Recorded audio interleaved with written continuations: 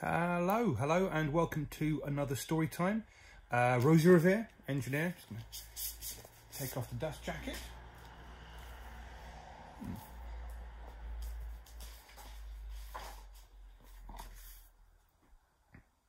This is the story of Rosie Revere, who dreamed of becoming a great engineer.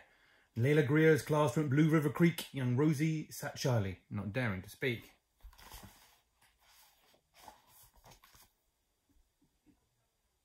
When no one saw her, she peeked in the trash for treasures to add to her engineer's stash. And late at night, Rosie rolled up her sleeves and built in her hideaway under the eaves.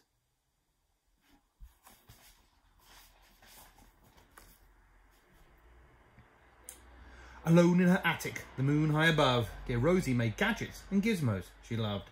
When she grew sleepy, she hid her machines far under the bed, where they'd never be seen.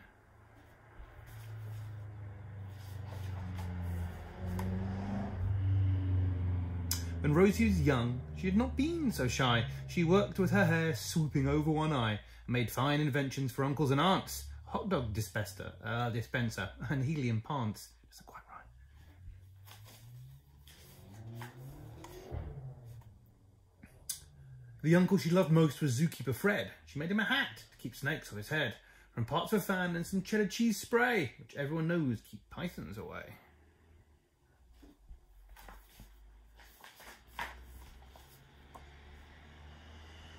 And when it was finished, young Rosie was proud, but Fred slapped his knee and chuckled out loud. He laughed till he wheezed and his eyes filled with tears, all to the horror of Rosie Revere, who stood there embarrassed, perplexed and dismayed. She looked at the cheese hat and then looked away. "Ah, love it," Fred hooted. "Oh, truly I do."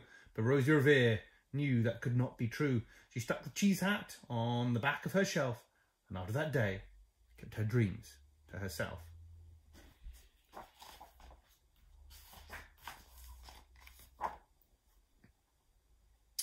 And that's how it went until one autumn day, her oldest relation showed up for a stay. Her great-great-aunt Rose, the true dynamo, who'd worked building aeroplanes a long time ago. And she told Rosie tales of things she had done and goals she had checked off her list one by one. She gave a sad smile as she looked to the sky. "Oh, the only thrill left on my list is to fly. But time never lingers as long as it seems.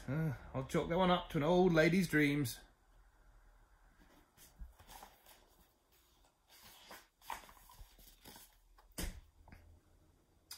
That night as Rosie laid wide-eyed in bed, a daring idea crept into her head. Could she build a gizmo to help her aunt fly? She looked at the cheese hat and said, "No, not I." But questions are tricky and some hold on tight, and this one kept Rosie awake through the night. So when dawn approached and red streaks lit the sky, young Rosie knew just how to make her aunt fly.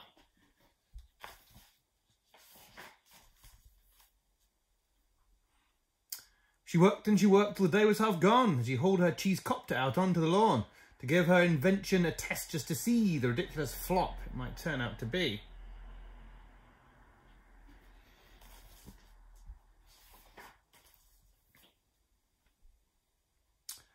Strapped into the cockpit, she flipped on the switch. The Helio cheese copter sputtered and twitched, floated a moment and whirled round and round, then froze to a heartbeat and crashed to the ground.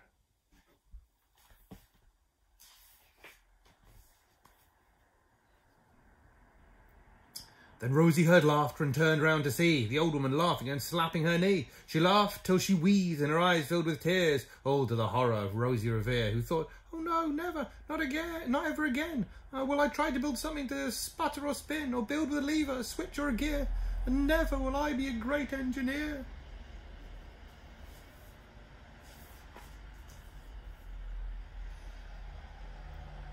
She turned round to leave, but then great-great-aunt Rose grabbed hold of a young Rosie and pulled her in close and hugged her and kissed her and started to cry. "You did it! Hooray! It's the perfect first try! The great flop is over, it's time for the next." Young Rosie was baffled, embarrassed, perplexed. "I failed," said dear Rosie. "It's just made of trash. Didn't you see? The cheese copter crashed." "Yes," said her great aunt, "it crashed, that is true. But first it did just what it needed to do. Before it crashed, Rosie, before that, it flew."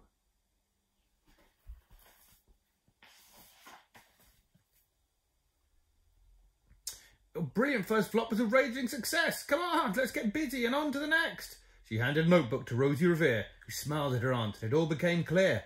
Life might have its failures, but this was not it. The only true failure can come if you quit.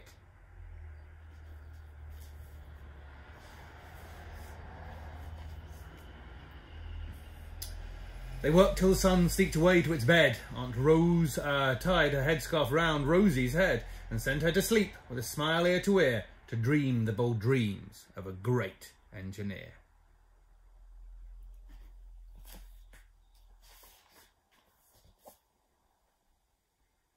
At Blue River Creek, well, the kids in grade 2 built gizmos and gadgets and doohickeys too. With each perfect failure, they all stand and cheer, and none quite as proudly as Rosie Revere.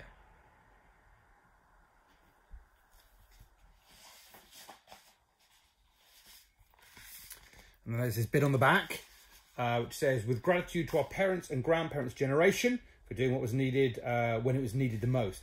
And then a historical note.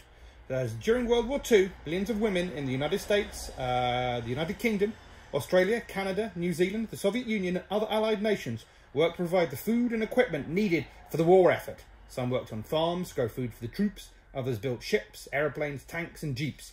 With the help of many women, American factories produced more than 300,000 aircraft, 86,000 tanks and 2 million army trucks during the war. The United States, these women represented by Rosie the Riveter, the scarf-wearing fictional character whose slogan was, "We can do it." The illustrations in this book were made with watercolours, pen and ink on Arches paper. For some pieces, pencil and graph paper were also employed. But it was the historical note bit that I thought was more important rather than the pens. Especially as the bank holiday has been moved to tomorrow, and the kind of work we were putting up on the website for today. And also there's a couple of things, if you, I don't know if you noticed, I did it quite quickly, from yesterday's story time, you might recognise that Sphinx head. So I think she lives quite close to Iggy Peck. But they go to the same school, so that makes sense. And also, it's quite, I don't know if you can zoom in on whatever you're watching on, but these are all aircraft and balloons and stuff flown by particularly famous women aviators, or aviatrixes, I think, as Americans called them. So yeah, lots of detail. Anyway, but there'll be more story times again next week. Fingers crossed I'll be able to get chapter 1's going again. We'll see. Hopefully, yes. So hopefully with chapter 1's as well as regular ones. Hopefully everyone tomorrow has a really nice, relaxing bank holiday, and you get to spend some time with your family, winding down. Hope everyone's keeping safe and well, and we'll see you when we see you.